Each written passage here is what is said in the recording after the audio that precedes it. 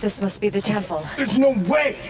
If I put a bullet through it, it wouldn't budge. What are we gonna do? How ironic to have made it this far and not have access to the temple. Koudelka, Edward, you both must go now. It is my friend that is apparently responsible for this disturbance, and therefore I am partially responsible for this trouble.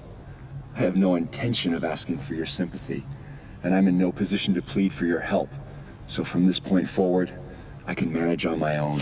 Don't kid yourself. We didn't come along just for your sake. No, Koudelka, you should go back now. It'll be far too dangerous. Edward, you're the one who should go home. You were not meant for this world. Granted, you are a good fighter, having had plenty of experience, and I won't deny the fact that you have the killer instinct either. But when all is said and done, you are an average Joe. I am not. I was meant to exist in this realm. It's the only place I can carve out an existence for myself. Quit lecturing me! I want no part of a lukewarm existence filled with regret. No. My way is to not worry about consequences, and to do whatever it is I want to do. Chance means nothing to me. Life's a gamble, and once you place your bet, you'd better play to win, or else you end up dead. Edward, you really are ridiculous. That's what they tell me. Do as you like. That I will. Oh, suddenly when you feel like it, you decide when you can and cannot open doors? Wait, there's a way. Remember when we were searching Patrick's mansion? There was various chemicals around. It may take some time, but I think I can combine the chemicals to make nitroglycerin. Nitroglycerin? That's great! We're talking powerful explosives here. For this door, I think we'll need a full flask. Indeed, if I drop the flask before I return, I'll be knocking on heaven's door in a flash.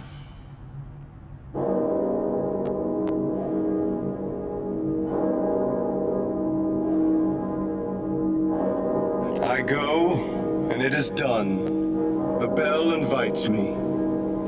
Hear it not, Duncan, for it is a knell that summons thee to heaven or hell.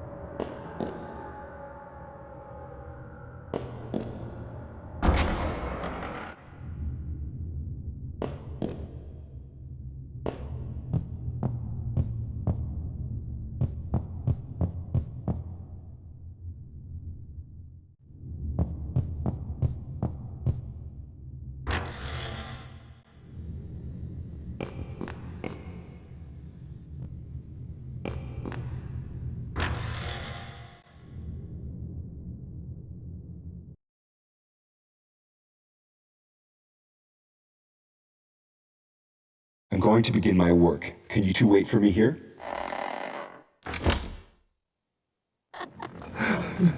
And then, what happened to the girl Melanie? She was gone the next morning. She left with practically everything in the room. You don't have much luck with women, do you? You know what they say?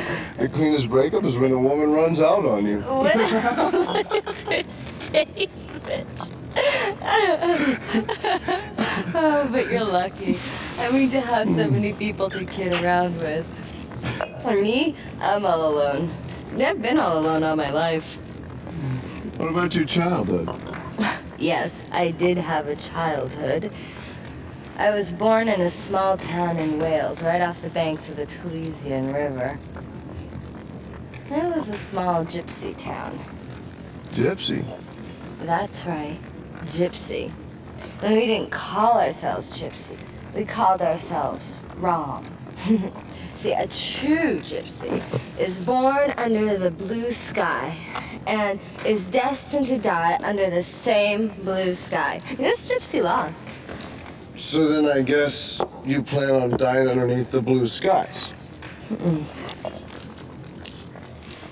Every gypsy is given a name at birth. My given name was Slato. Slato? Mm-hmm. It's got a strange resonance to that name. What does it mean? I can't tell you. That too must be part of the law. The law it is. You know, ever since I met you, enigmatic, mysterious glint in your eyes. Man, it must be the gypsy in you. A glance from thy soul-searching eye can raise with hope, depress with fear. Byron again? Yeah. You must really like him, don't you? Yes. So I feel as though we're birds of a feather. Then he must be self-obsessed as well. I'd rather be classified as a romantic.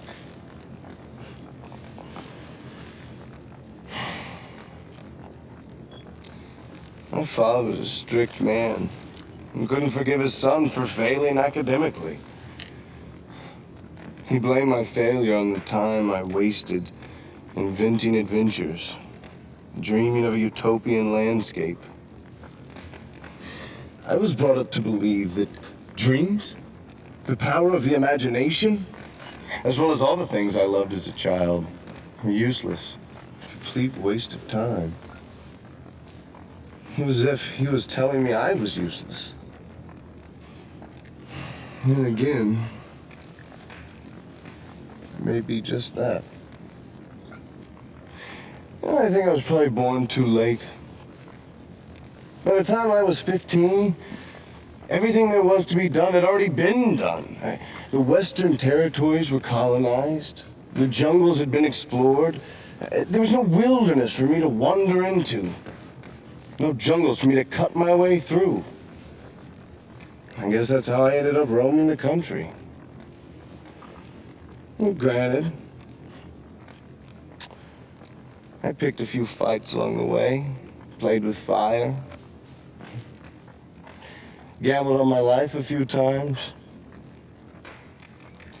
But none of that comes close to the truth I'm searching for. I yearn for something far greater. I can't quite explain myself, but it's as though I'm on a quest for some intangible treasure of sorts. Koudelka, I envy you. You have psychic powers that few are blessed with. And being born a gypsy, you can choose to live how you wish. And who gave you the right to act as if you figured me out? Do you have any idea how I was raised? make me laugh. Adventures. Please, you haven't the slightest clue. Do you have any idea how much pain my psychic powers have brought me? My father died when I was only a child. I predicted the exact time, place, and ending of my father's life. Imagine that, predicting your own father's death. No, I was cursed as a child, being given powers not meant for a child. And my mother? Oh, she was so frightened and so full of hatred for me. She tried to kill me with her very hands. The gypsy elders got together and decided to excommunicate me. I was only 9 then. Do you have any idea how a 9-year-old child survives without the help of a living soul? Treasures, you must be joking. Have you ever cried and begged for your next meal? Did you ever sell your body, seeking shelter from the frigid night air? I used to be just like Charlotte. When she cried and said, "No one has ever loved me." Oh, her words cut straight through me. It was me she was talking about. Just like her, I wish that everybody would die and harbored a hatred for all mankind. But you see, Charlotte has made her peace. And foop, foop, foop, foop, gone heaven. Me, I'm still alive and still all alone. No one has ever lent a helping hand. No one. Koudelka, you? I am not as free as you make me out to be. I am a poor, dirty, ignorant woman who threw her gypsy pride to the dogs in order to live. But you see, even someone like me can do good. Because with my powers, I can help ease the pain of others. That's when I feel good about living. I don't need to be loved.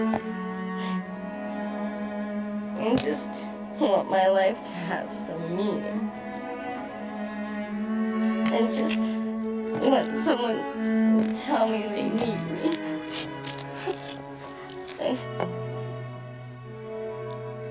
You. No way you ever understand.